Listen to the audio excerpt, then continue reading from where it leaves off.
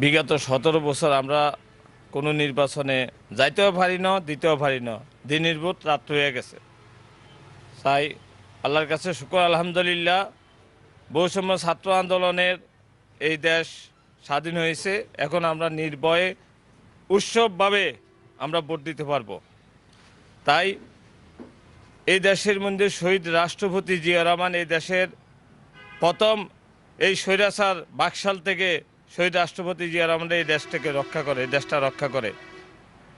তার ফাঁকে ফাঁকে দেশের চক্রান্ত, বাইরের চক্রান্ত জিয়া রহমানকে যে কোনোভাবে হত্যা করি আবার এই স্বৈরাচারভাবে দেশটা চলে গেছিল। বিগত 91 সনে স্বৈরাচার এরশাদ পুরা দেশে মাদক দিয়া, সন্ত্রাস দিয়া পুরা দেশ ভরা হয়েছিল। শহীদ রাষ্ট্রপতি জিয়া রহমানের ধর্ম স্ত্রী এই দেশের হাল ধরেছিল। তাই এই দেশনেত্রী বেগম খালেদা জিয়া যদি ওই টাইমে দেশে হাল না ধরত, তাহলে এই দেশটা আবার ওই ধ্বংসের পথে গেছিল।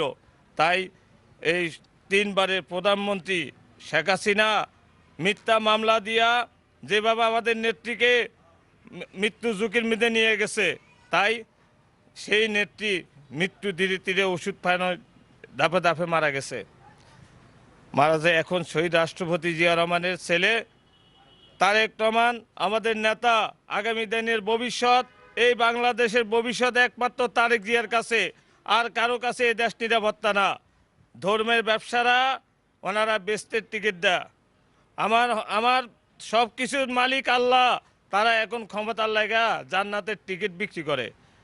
এদেশের মা বোনেদেরকে বলতে চাই, এক শ্রেণীর মহিলারা যাইতেছে জান্নাতের টিকিট নিয়ে, কেউ ফান্ডে ভরবেন না। আপনার ভোট আপনি যাকে খুশি তাকে দিবেন, এই বলি আমার বক্তব্য শেষ করলাম।